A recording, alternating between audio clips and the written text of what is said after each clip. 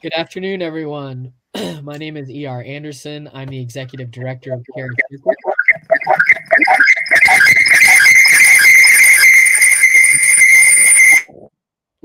Okay, Reem, I think maybe you have an extra tab open, so just double check that you don't have any other tabs with Crowdcast open. We're so excited to see y'all. We're echoing across the chambers.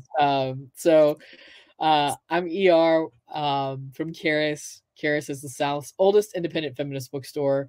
Delighted to be here with all of you to celebrate hot off the presses Golden Girl, which is Reem's brand new book. Reem Faruqi is the award-winning children's book author of Layla's Lunchbox, which is a book that we got to celebrate. It is a book based on her own experiences as a young Muslim girl immigrating to the United States. She is also the author of one of our favorites, Amira's Picture Day, as well as I Can Help, a middle grade novel in verse, Unsettled, which got all-star reviews. After surviving Atlanta traffic and the school drop-off, Reem spends her days trying to write, but instead gets distracted easily by her camera and buttery sunlight. Reem lives in Atlanta with her husband and 3 daughters, and you can find her at reemfaruqi.com or on Instagram and Twitter. And she is joined today by Gayatri Sethi, who is an educator, writer, and independent consultant. She teaches and writes about social justice, global studies, and comparative education. She was born in Tanzania and raised in Botswana. She is of Punjabi descent, multilingual, and polycultural. She reflects on these lifelong experiences of identity, immigration, and belonging in her debut nonfiction book titled Unbelonging.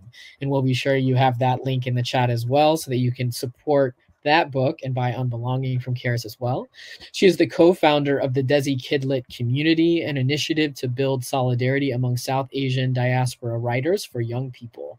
When she is not reading or recommending reads on Instagram as at Desi Book Auntie, she is envisioning traveling and gathering in community safely again. So we are really, really excited to have so many folks already in the room shouting out, saying hi. I imagine we have some fellow writers in the space as well. So grateful to all who are here. Grateful to everyone for being with us. We're going to come off mute, Reem, and see if we have fixed our problem. And if not, we will tend to it. Let's see. All right. Ooh, one more time. Will you speak and we'll make sure? Yes. I did have a window. No worries. Sorry. Okay. Sounds like we are all set. So thank you both so much for being here. It is always a pleasure to get to celebrate our local authors. And this book, we were just talking in the green room, with all that is painful in our world, this is such a hopeful book. And we just need these examples of hope for our children, but also for us as adults and as parents. So thank you for offering just your joy and your hopefulness to the world, Reem. It's always a pleasure to celebrate your work. And it's a great thing to have you both here. Thank you so much for that lovely introduction. Yeah, thank you. And welcome everyone who's joined us, especially our writing community, our reading community, the Bookstagram folks. Welcome everyone. Thank you for taking time on your Saturday to join us to celebrate this beautiful book. Congratulations, Reem Faruqi, on new novel in verse, Golden Girl. Congratulations. Thank you so much. I have your book too. What an honor. It truly is an honor to be in writing and reading community with you, Reem. I am a fan. I am a heartfelt, earnest lover of your work. And I'm just so honored that you invited me to be in conversation with you. And I'm so thankful to our bookstore hosts. Independent bookstores, especially in these times, deserve our support. They need our support. And I welcome everyone here into this virtual space and invite us all to support this book as well as our bookstore hosts.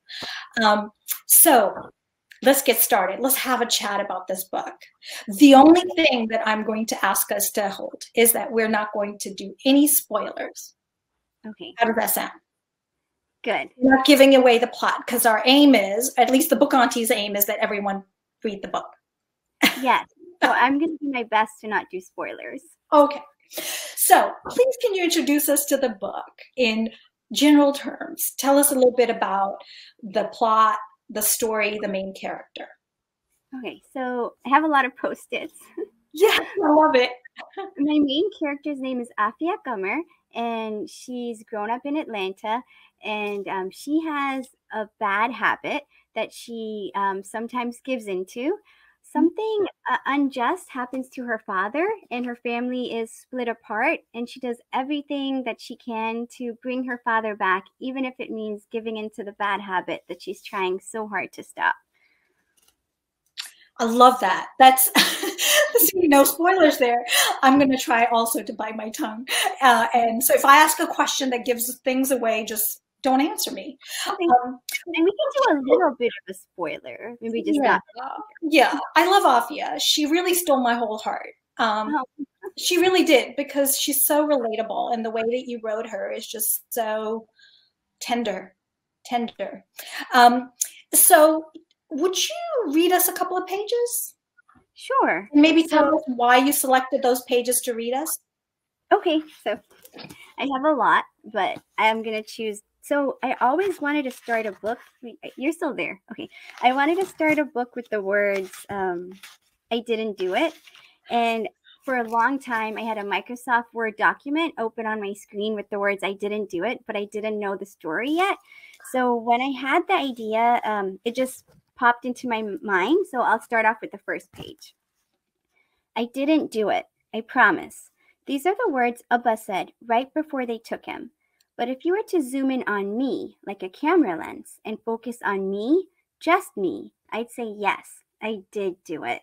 If you were to look at me, eyes level, lips sealed, and ask me, just me, about all the incidents, I would have said something different. I did do it. The first time was an accident. The next few times, not so much. So that was the first page. And I do have another page about tennis. So I've been playing tennis since high school. Well, actually, since I was a little kid, and I played in high school. And I still love playing tennis. So I'll read one about that in a minute. Give me 1 second.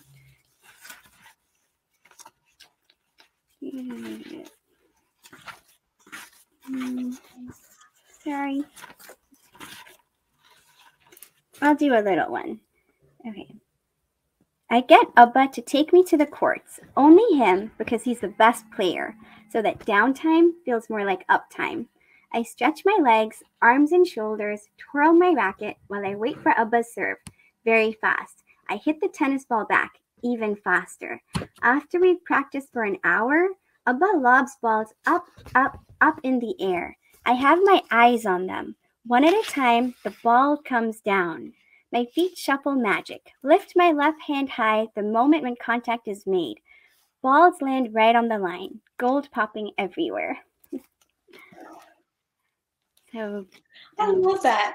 So there's something really special about the way that you tell this very layered, complex story in verse. Is there a particular reason that you're drawn to writing in verse, Reem?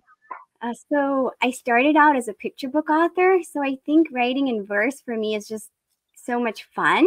I feel like it's easier than prose. When I first started writing middle grade, it felt so intimidating with all the words. And then verse, you can tell so much. You can have that emotional punch at the end. You can play around with the words. I love the white space. I take a lot of pictures. So I notice when I take photos, you really have to focus on space. And similarly with writing, space is so important, at least with verse. Yeah. I love that about this. There's spaciousness in this book. And the other day you had maybe tweeted about 3-word sentences that we love.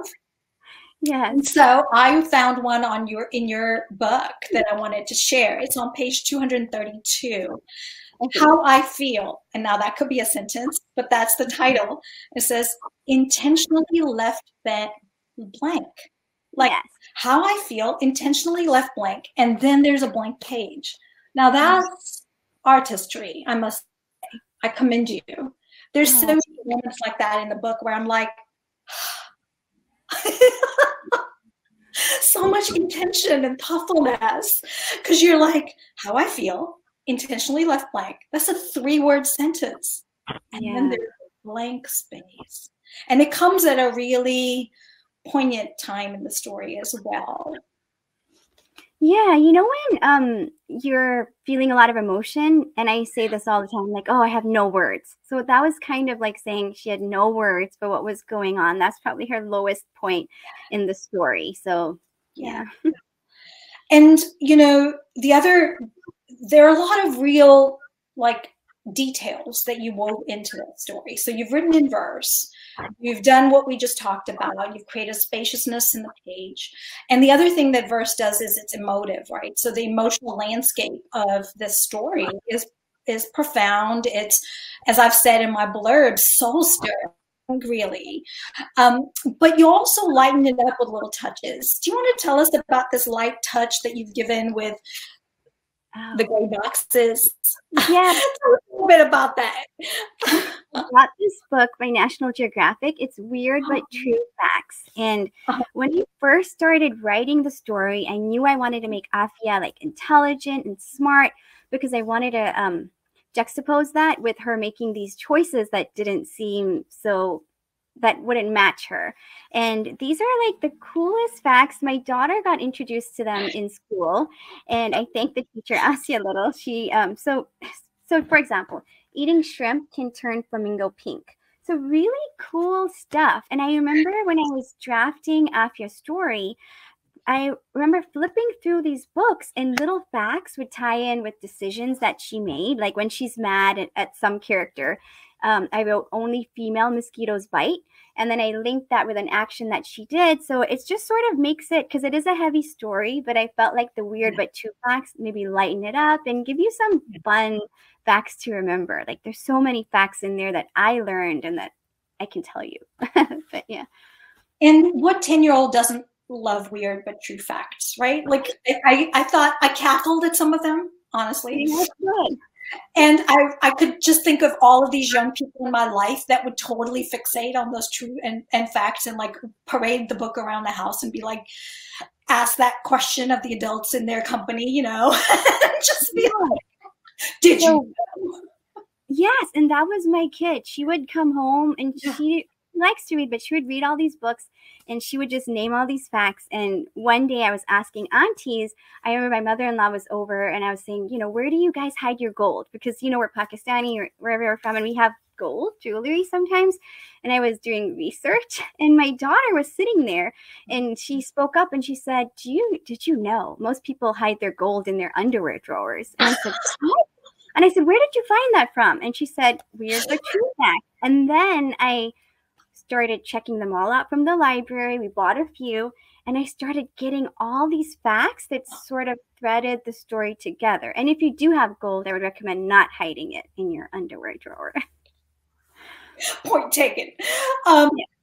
May I read you 2 facts that really spoke to me and how you wove them into the story? Page 230 and 231, the pages that I held up. Weird but true fact number 17. Did you know that some plants can hear themselves being eaten? And then there's a pause, and then there's a one line. I feel like one of those plants. You crushed me there. I'm a plant eater, by the way.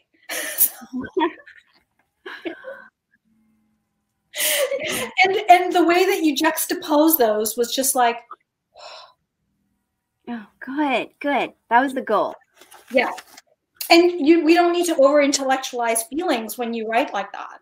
You're just tremendous in the skill and the impeccable artistry that you have with writing in novels and verse. I must commend you. And then the other one that's funnier, isn't funny, but no, actually the other one isn't funny. It's even more profound, actually. Weird but true fact number 18. Did you know that mice can feel each other's pain? Yeah. Did you know the one about cockroaches? That is such a gross one, but did you know that cockroaches recognize their family members? Ugh. And then it says, if Abba was in this room right now, would he recognize me? And when I read that, I was like, oh, I got to put that in. I hate roaches, but it made it in. And, you know, we call them, what do we call them here? Palmetto bugs. Oh. And they're so everywhere. It doesn't matter how often we spray, they show up. And I'm going to share this one with the teenagers in my house, actually, the cockroaches one. Yeah. And so what you've done here is, in a really kind of earnest, authentic, sort of storytelling, matter-of-fact way, even using weird but true facts, you've invited the reader to emotional spaces, like empathy and compassion. Was that intentional on your part? Were you really thinking about how to do this in a non-didactic manner?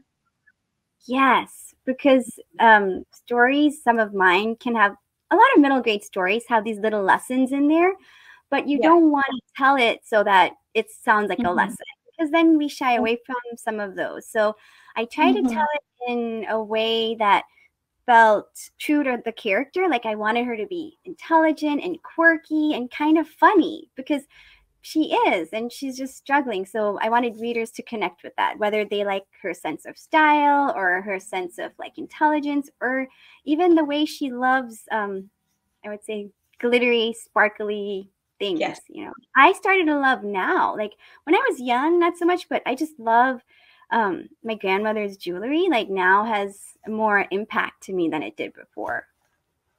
Yeah, you wove in so many fascinating sort of identifiers in her. So she's such a multidimensional character, right? She loves glittery, sparkly things. She loves weird and true facts. She plays tennis.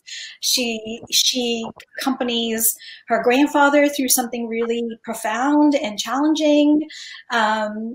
She has this best friend who is another character I would love us to sort of acknowledge.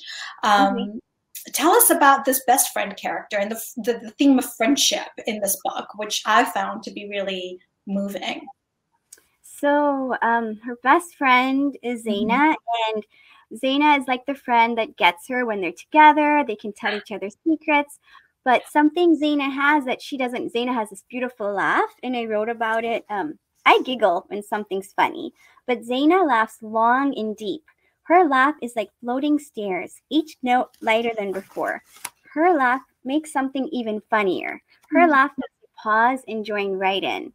So it's like wherever her friend goes, there's laughter, and she knows a lot about her friend. She's always at her house, which makes some problems later, but they're just so close. She's A, and Aafiyah and her friend is Zaina, Z, so they text each other A to Z, which means like, come over, it's time to hang out. So sometimes we have friends, and there's almost a sense of envy that she has for her friend. Like she wants to catch up to where her friend is. Her friend looks more grown up, and Aafiyah's not there, and her friend might get a certain amount of attention in a different way. And, you know, it's all about growing up. Growing up can be hard. And they do it together. Right? Despite these tensions they might have of these kind of whatever, there's just such a tender friendship between them that I really adore the way that you told that story. You know, there are many sub-stories in here, but that story of the relationship between the two of them was so true to me. It was so relatable. And, you know, I imagined a 10-year-old reading that and being like, oh, so now I understand why I feel this type of way towards my friend, right? Like you almost give them sort of emotional literacy almost by revealing it in this very non-didactic way. It's just done in such a beautiful way. You're amazing. You know that, Reem? Thank you so much. I just love how you write. It comes from such a heart space. I'm trying to look for another thing that I really admired about your book, which is how you wove in Pakistani, Urdu, Muslim cultures, right? So without calling attention to themselves. Yeah. Does that make sense? What I'm saying is that there's certain books that, you know, even in publishing, like if we use words in our many languages, we're often asked by editors to italicize them, almost as if to call attention to them and their own difference, but you don't do that. You don't italicize the words. You just use them seamlessly. You don't call attention to them, and you don't explain them. I know in Unsettled you had a glossary, and in this one I was looking for one. Is there a glossary? I should have one. Hold on. Oh, no, I actually think it's great if you don't. I love your author note. I do have a one. I love your resources. Okay. There is a glossary. Here it is. Yeah. So I'm a teacher, so I feel like I didn't, some of those words I put in the back. Yes. I wanted, if someone didn't know something, I know they could just Google it. But I guess it's the teacher in me. I'm into glossaries. But I do try when I write about it to not, like, for example, I think I wrote, she's wearing a lehenga. I won't say, oh, I'm wearing a lehenga. That's a skirt with the top that looks like this. I'll put that in the glossary because I don't want to over explain, and then I'm taking away from the story if I'm explaining too much. So the glossary is just a way so that you don't have to pull out your phone. You could just look at the back. But Yes. and I think you're right. We didn't italicize it. I think maybe the first time it was in here we might have, or we didn't. I can't remember what we did. I think we did not italicize. Yeah. So it was more part. It was there is a glossary, and I missed it because, of course, I read the advanced reader copy, which didn't have. Oh yes. So my bad. So everybody, I love that there is a glossary in here, and now I'm engrossed in the recipe. There's even a recipe in here. Yes, my mom makes really good aloo gosht, which I try to make. I mean, I do make, but it never tastes as good as hers. Yeah, I love this.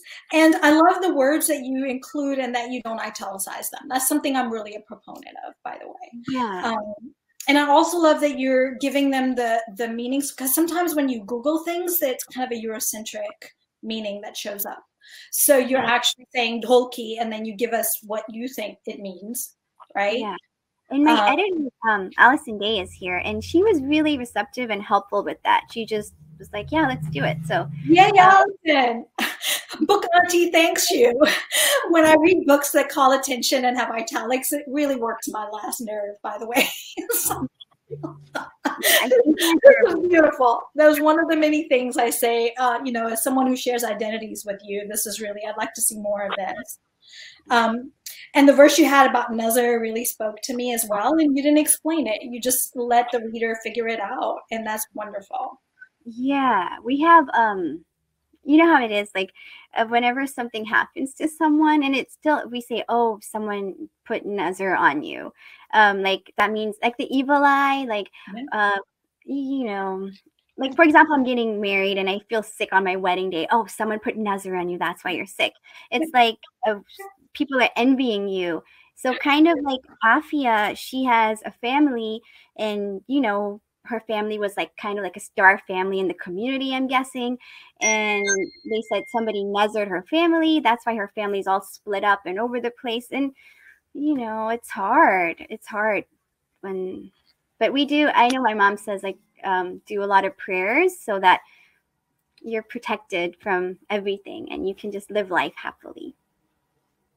And it's a way that many of us speak. My mother constantly was doing the whole, especially in important days, and in our cultures, they often, especially when a baby is born, there's a big deal of sort of like, let's remove Nazar from the baby kind of ceremonies. And as a younger me, never understood that. I was just like too maybe westernized, I was like skeptical. But now that I'm a 50-year-old auntie, I'm like, oh yeah, let me make sure I wear my crystals that repel bad energy. Yeah, I believe in Nazar too. It's just, Yeah, I love it. Tell us about this little detail that you wove in with lipstick. We were talking about this in the green room earlier. Tell us about, she loves sparkly things, and also there's an aspect of her family that travels a lot. Yeah. I'd love to talk to you about lipstick a little bit as well, because it shows up in multiple places in this story. Yes. So in the very beginning of the story, she really likes her best friend's lip gloss that's pineapple scented, and it just sort of appeals to her. And then, so I grew up traveling a lot. My father worked in the aviation field, and we would travel first class, which is something I didn't take for granted till now, because it was just a job perk. And once he left that job, we were back in economy. And I remember thinking, oh, like, this is how it's really going to be. So my character, I wove that into the character where she flies first class, and, she's just so used to it. But I'm trying to find the first class passage and I can read it out. Yeah, please do. Please do.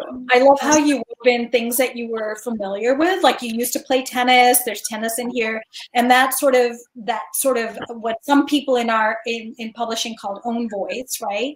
Kind of a phrase that's questionable at times, but really that your own experiences shine through in various aspects of the story, including the travel part.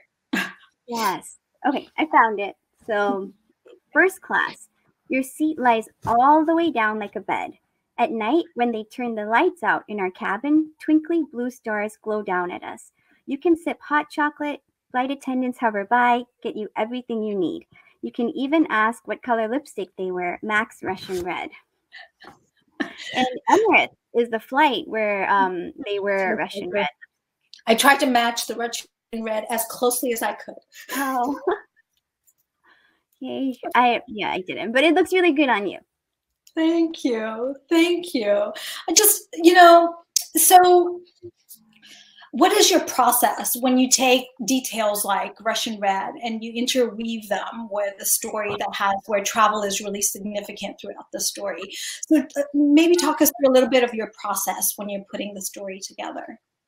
Yeah, so I'm just trying to zoom in onto those little details that I remembered when I traveled. Like I remember when you step onto the Emirates airline, like all the flight attendants look really good and put together.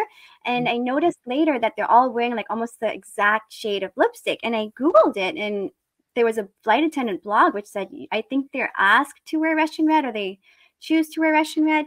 So I really try to focus on just little details that would make it more relatable. And Aafiyah is a character who loves beautiful things and beauty. So she's just sort of appreciative of that. And she even gets like hot chocolate on board and just trying to make the details sensory, almost like hot chocolate you can taste, the lipstick you can see, and, the way the seat lies down all the way flat like a real bed, Yeah.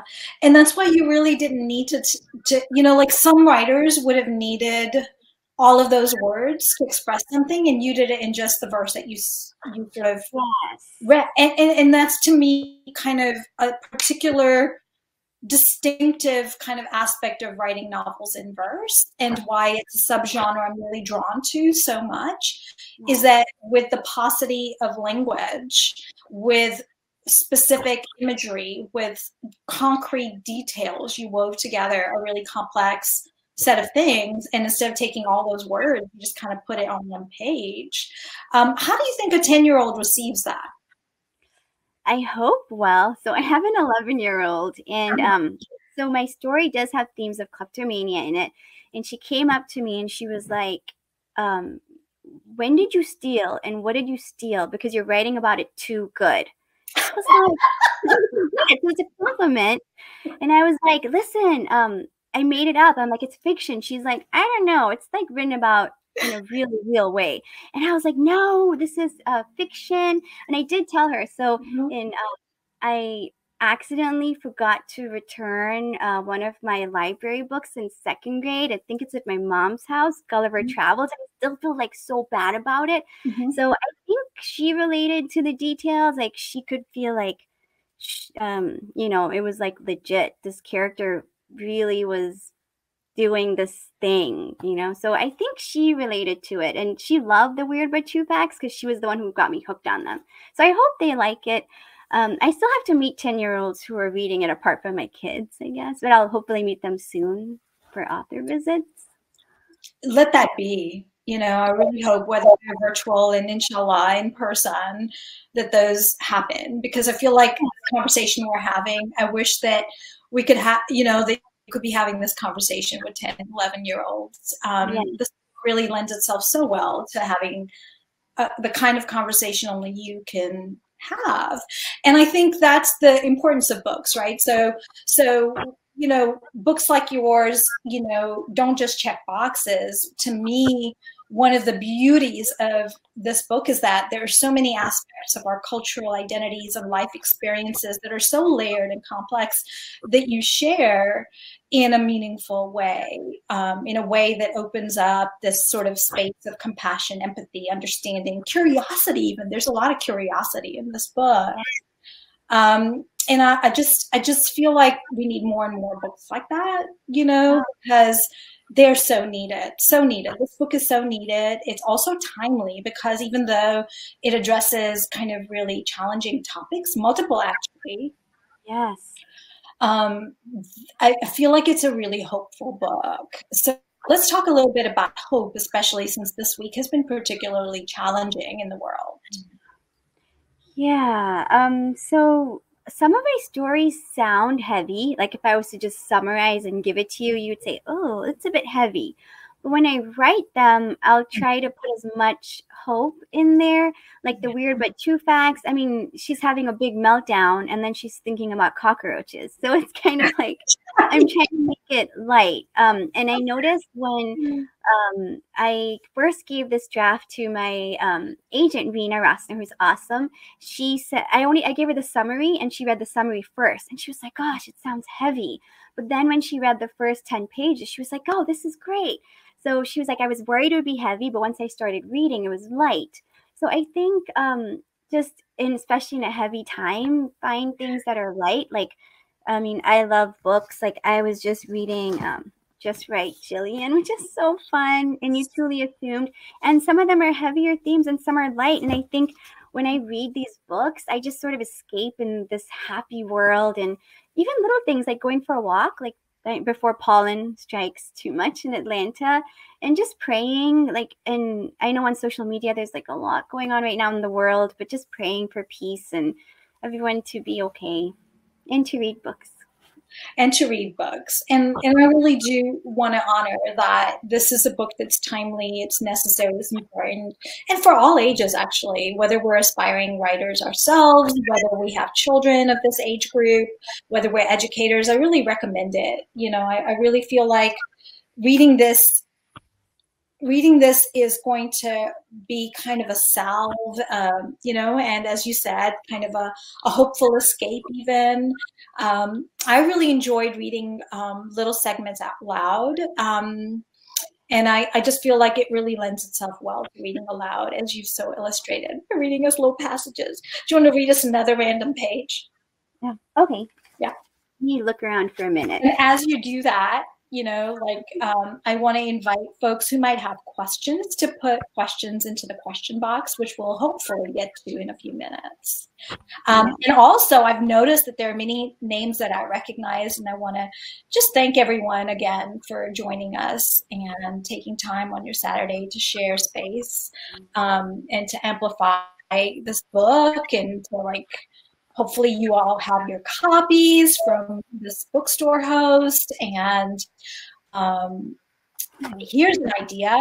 Is it okay if I ask everyone to either tweet out or do an Instagram story about this event so that you can help us get the word out? So if you're on social media and you feel that's an authentic way, or just in person, please mention this book and Reem and today's launch event in a way that feels right to you. Just maybe, because I'm a teacher, I'm going to say something that really stood out to you from the conversation between Gayatri and Reem. Tweet that out, or share a picture, or share a takeaway, or share a new idea, or share something, a weird but true thing that is related to the book. So there you go. Those are some prompts for your social media shares. And please do tag the bookstore, tag Reem, and even your book auntie if you wish. Do that. That will be so great as a virtual way. If we were in the room together, we'd be hugging and laughing and maybe even enjoying a chat together. But since we're virtual, we're going to do it this way. Oh, Sonia, it's so delightful to see you here. Wonderful. Sonia is here. I love you, Sonia. Can't so good. Rita, welcome everyone. Okay, so now you're going to read us another little excerpt. Yes. So I found something I like. So in Unsettled, there's a lot of Pakistan stories. Like it's about living in Karachi and moving. So I have one where she's visiting. Okay, full moon. We've waited for the night with a full moon. My entire family squeezes into the car. Cousins, khalas, mamus, dadi, dadabu, shoulder to shoulder, hip to hip. There's no space to breathe, but plenty of space for laughter. And then I'll read the next page. Beach, because I love the beach. At Sanskrit Beach, the waves greet us like hugs. At Sandspit Beach, we tiptoe to holes of sand to peek at big sea turtles digging, digging, digging. The turtles and their babies will find their way to the sea, find their way home. And even though I live in Atlanta, Georgia, born there too, Karachi, Pakistan keeps bringing me back. Oh, that just sang to me. Oh. So, you know, when you visit overseas and you have like a country that you're connected to, like, you know, you dream. I always have dreams about I'm in Pakistan or I'm visiting my grandparents. You know, I miss it. So I wanted to put that in there. Yeah. And, you know, we've talked about this before. I feel a kinship towards you because, you know, I have ancestors who kind of lived in that part of the world. And, you know, I want to be, inshallah, if I have breath and ability, I really want to go to Lahore and Rawalpindi and Islamabad and Karachi, like, inshallah, one day. It's among the top places in the world that I would like to visit if I am able. Yeah. So your book gives me access to parts of the world that I was partitioned from. And I'm using the words carefully. Oh, I love that. Thank you for reading that part in particular. And it came at such a poignant time where you talk about the beach and the moon and all of the cultural significances of it. And then the story transitions into some challenging things that happen right after. So I felt like it was very, in the story arc as you built it as a writer, I could also imagine your thought process. Yes. And you can watch like the sea turtles at a certain time. I think I went as a little girl. You go at late night and you can see the turtles hatching their eggs. I mean, it's amazing. I was able to do that one time in Trinidad. Oh. And it was just one of the most magical experiences. I felt so close to divinity in watching the turtles coming in. We watched her come in all the way from the beach and then dig her hole and then lay the eggs and then cover them up and then go back in. And we watched the entire process. And I felt so close to divinity. That's what it reminded me of when I read this. So I really do hope that readers, when they read that, they'll sort of perceive kind of new things in the world, right? So there are books that open up the world to younger readers, and in the hands of a really gifted teacher, I could imagine conversations like that happening throughout this book. Yeah, I hope so. Like, I hope people read and they want to travel. Yeah, exactly. I was like, oh, that hot chocolate on that first class really sounds great right now. If only I could Zanzibar right this minute. I'll close my eyes and just keep reading this book instead. So listen, you also give us a trigger warning in the resources in the back. Do you want to say a little bit about that? Oh, about the resources? The resources page, and then number 1, you say, recognize your triggers. Certain situations or feelings may trigger your urge. And then, you know, Yes. So, I put some resources for kleptomania in the back, just so that if there's someone, so when I was first starting out this story and researching it, I was on the other side where I had someone close to me with this kleptomania. And I remembered it hurt, you know, you feel that sadness on the other side. And I'm sure you feel that sadness sort of like Aafiyah does to be the person who is doing this. So I just wrote like a few tips that I found through research, and it's more common than I thought it was. Like I realized that in people that you might not expect, like it's a more common in girls and people who are not necessarily needing the items. It's more like you could be of a certain wealth class. It's more like you feel better once you have that thing, even though you don't need it. Like, you know, if you have like a slice of Oreo cheesecake in the fridge and you really want that slice and you're going to be thinking about it all day and you're only going to feel better once you've eaten it. It's almost like that with taking things. So I put little tips in there and I said, you know, most importantly, try to talk to someone. You might feel nervous or embarrassed, but without help, it can be challenging to overcome this on your own. And one sort of person who helps Aafiyah a lot in this story is her mom. And, you know, it sort of unfolds and her mom turns out to be really strong for her. So that was sort of important for me to put that. Actually, a reader, I had put like a little bit, and a reader reached out, I think Maya, but I don't remember her last name, and she said, could you maybe add a little bit more? And I was like, yeah, I can. So we did that pretty late in the game. Thank you for doing that. I think it was really an important decision and addition. I just wanted to, you know, again, besides the recipe and the glossary, this was a really important addition. And so that way, if you have any people who are hesitant to bring this book into their library or their classroom, I just wanted to sort of let everyone know that there are actually resources here that could be really profoundly helpful. This book, you know, sometimes we shy away from books that are necessary and topics that are necessary. And I want to commend your bravery in writing an important story about a topic that's sometimes taboo and we'd rather not talk about, especially to young people, but is so necessary, right? So thank you for your bravery in writing this book in this particular way, as only you could do. And then thank you also for doing the additional labor of creating a set of resources. Yes, and it does touch on even themes of detainment, and this stuff happens like to families where it doesn't matter how rich you are or what color your passport is. You could be unfairly accused of something and be detained, and it can be really hard on families. So that's themes of that are in there too. Oh, and I see a couple questions now. One is from Eamon, and I saw Becky. Hey, Becky. Great one earlier, Becky Saylor, about weird but true facts. If I was tempted to make up any, which, yes, Becky, I would have so many to work with. It was, I think there are like 10 of these books, and I checked them all out. And one of them was, this one was a weird but true one. Do you know that it's a ritual for NASA engineers to eat peanuts for good luck during space missions? And I connected it because the daughter's father eats pistachios, so she just sort of tweaked it to eating pistachios for good luck. So if there's a fact that I really wanted to use but it didn't quite work, I just related it to her, you know. That's brilliant. That's absolutely brilliant. Do you want to take the other question, and then I'm going to ask you to do something else? So Eamon, what's your process for writing characters with undesirable traits while handling the worry idea that readers might further negatively stereotype your communities? That is a really good one. So initially, I really didn't want to tell this story because I was like, I can't, you know, tell a story about a character who's Muslim, who has kleptomania. It'll be like, but Muslims aren't all the same, and Muslims are like regular people. We all have problems.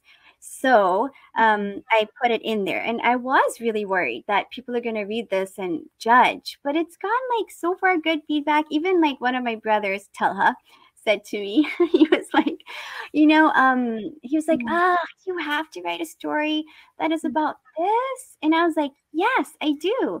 Because guess what? We're not all perfect. And I think it'll be fine. And I think he also needs to read my book, and then he'll feel better because he hasn't read it. And I think once he does, he'll see that. And that's it, is that there's no way you could read this and come away with the notion that we're stereotyping ourselves. Yes. Or glorifying.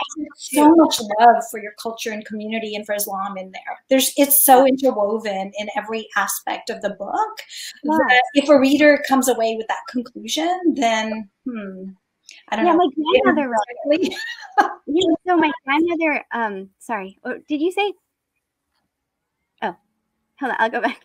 I was saying my grandmother just finished my book, and she said she loved it. So I was like, okay, good. So it's grandmother approved.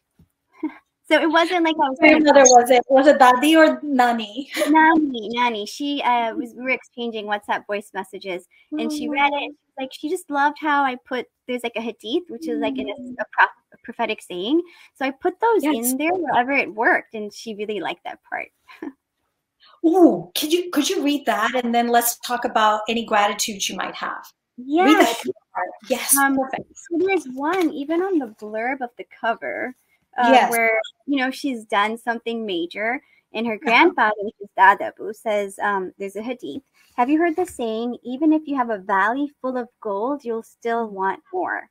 And when I read that, I was like, that works perfectly with my book, because you're never happy with what you have. Like, you always still want more. Yes, exactly. Exactly.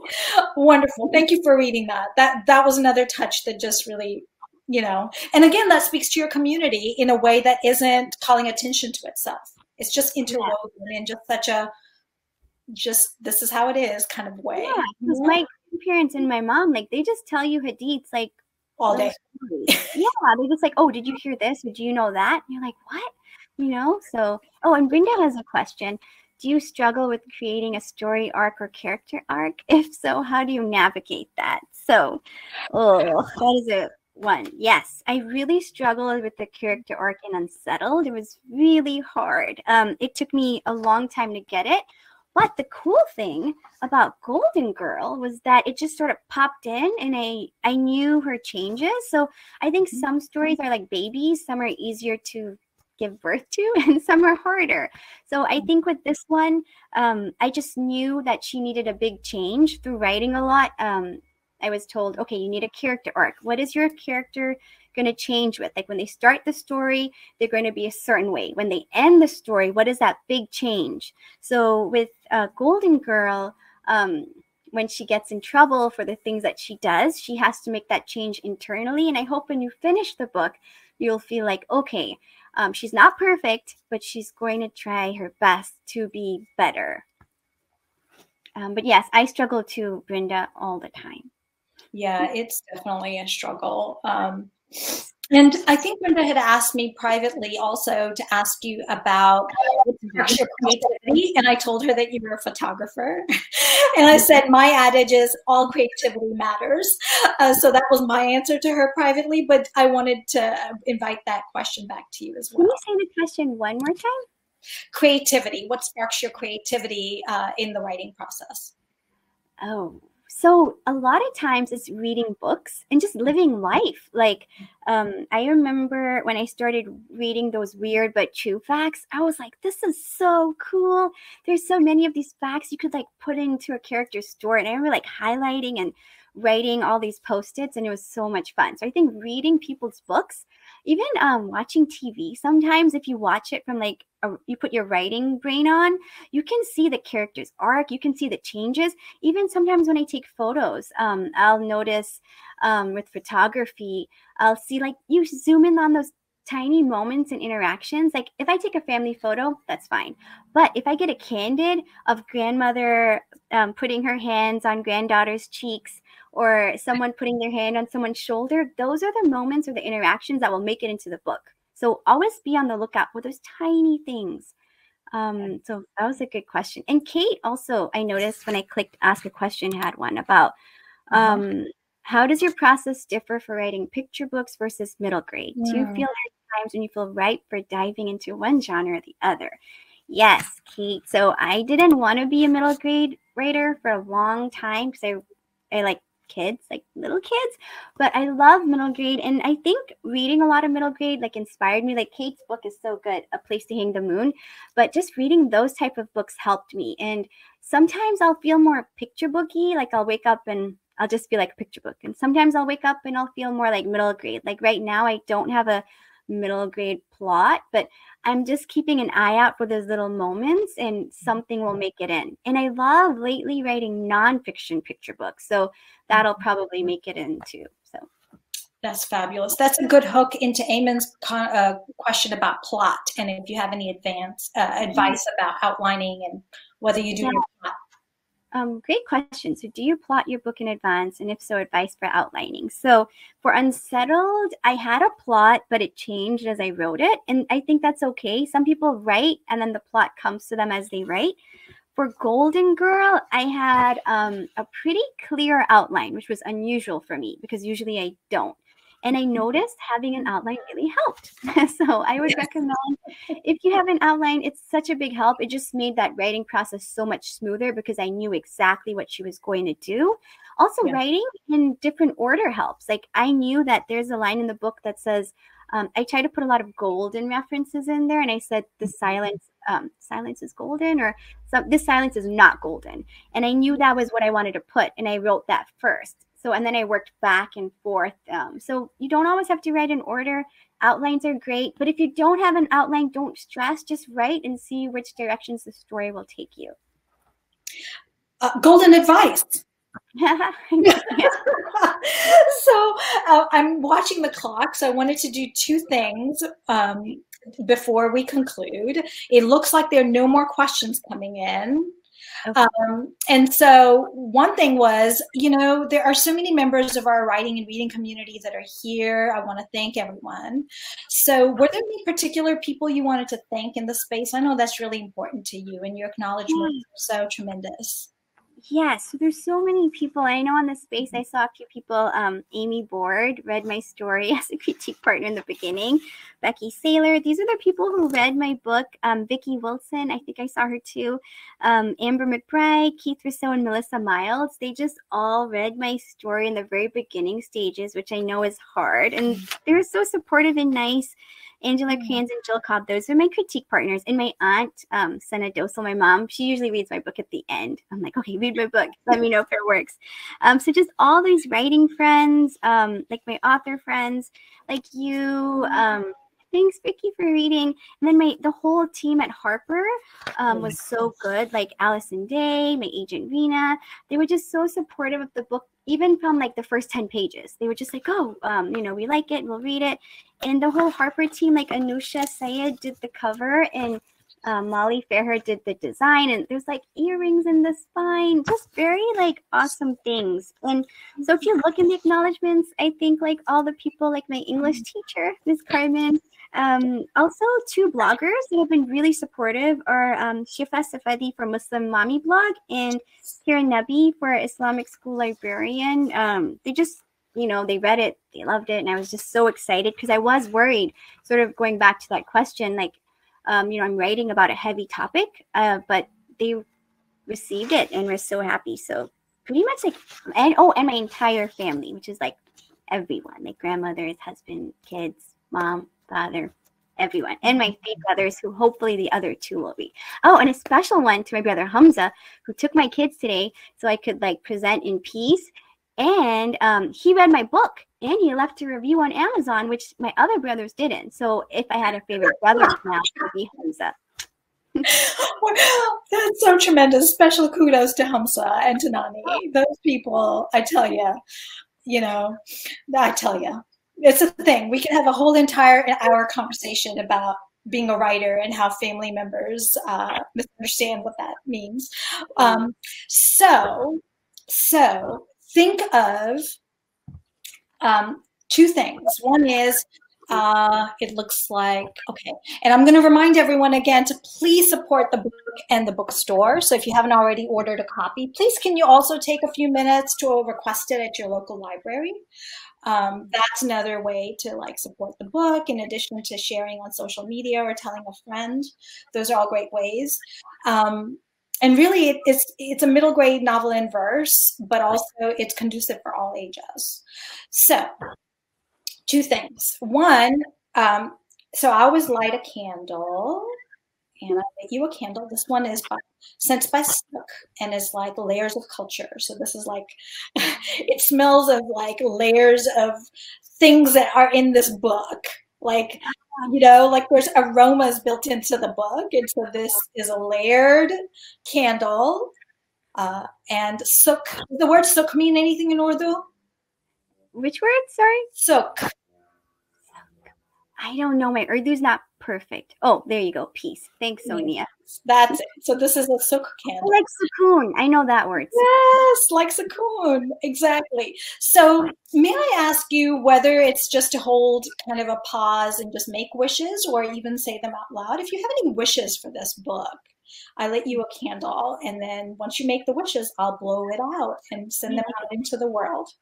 I know. Now I need cake because I'm going to get hungry. Seriously, we need to have cake. It's a book party. Come on. Yes. Let me think. Wishes.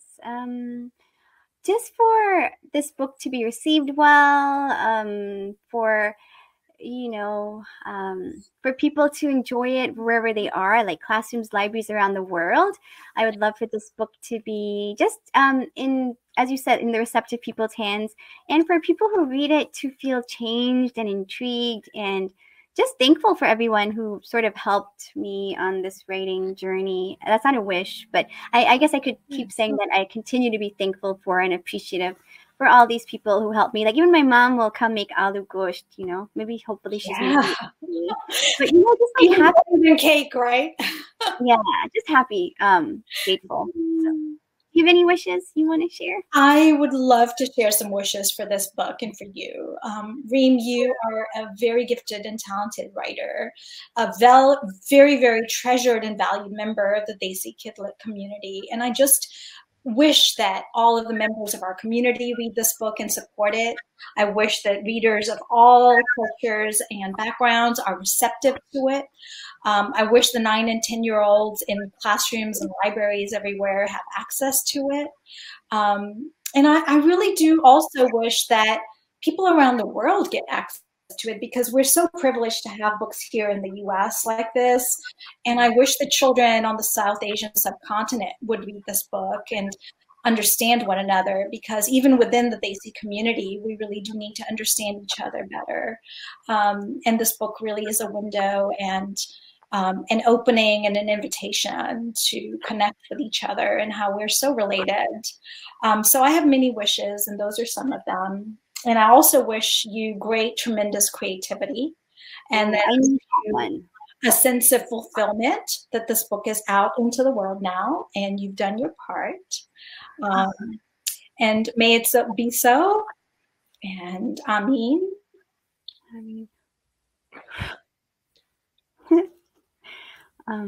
Oh, that was really beautiful. Thank you. And when I also see, I'm part of a debut group called 20 Wonders, and I know it's 2022, but I did see Kate and Terry and Joanne on here. So thank you guys for being here. I know it's Saturday and it's hard. Yeah, we're about to wrap it up. So if you have any closing thoughts, and then we'll just wrap it up and invite our bookstore host to come and do some announcements. I don't, but I see Jamila. Thank you all for being here. I know it's Saturday, so thanks for taking the time out to Charis Books for hosting us, and they should have some signed labels for signed copies. So that's tremendous. I'm so thankful to them. And again, thank you for inviting me to be your conversation partner. It's truly an honor and a joy, and I really adore you with all my heart. Thank you so much. I'm so happy you're here, and I loved your book too. So if anyone has not read it, I would suggest you read it too. Yes, great job hosting. You asked the best questions, so thank you. Appreciate it so much. And everyone. Thank you, and blessings to everyone. Oh, yes. I don't know where ER is. Oh, there. There they are. Yes. Thank you both so much. We are just so grateful to both of you and to this wonderful community. So if you folks want to buy Golden Girl from Charis, you may click there. You may also buy Gayatri's book via this link right here in the chat. We would love for you to support both. And as always, stay in touch with both of these folks online on Instagram and on Twitter. If y'all want to put your handles where folks can follow you in the chat, that would be great. I imagine many people are already following you, but just in case, we want to make sure you can get some new followers and fans. And I'll be adding this to our Charis YouTube channel, which is youtube.com/Charis Circle. So if you know folks who wanted to be here today but couldn't for, other family obligations or whatever, just share that link when it comes out in just a few days. So thank you both. I hope that you stay safe and well. And thanks to everyone for joining us in this special celebration. It was really wonderful. Congrats, Reem. Congratulations. Thank you so much. Have a good day. Thank you, friends. Take care, everyone. Thank you.